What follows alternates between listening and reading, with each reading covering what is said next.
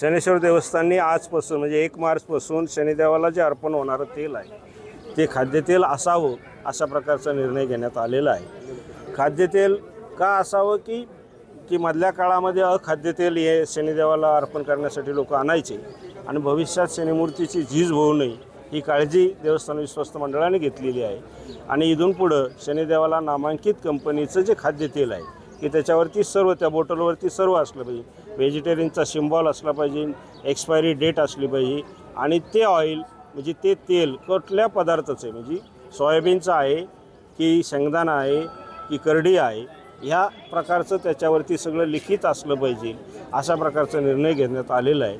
आणि ह्या निर्णयाचं सर्व भक्तांनी शनी भक्तांनी स्वागत केलेलं आहे। आणि अशी एखादी बॉटल जर समजा आढळली काही त्याच्यामध्ये काही वेगळं आहे तर त्या संबंधी त्या बॉटल किंवा त्या बॉटल ज्या दुकानातून घेतलेली त्या दुकानावरती पोलीस स्टेशनला कळवलं जाईल आणि मग बाकीची शासकीय जे डिपार्टमेंट आहे त्या प्रमाणात त्यांच्यावरती त्या कंपनीवरती आणि त्या दुकानदारावरती कारवाई करते।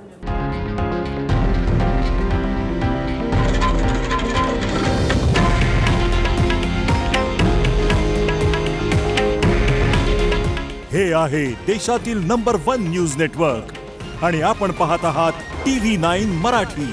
काळजी तुमची, हित महाराष्ट्राचं।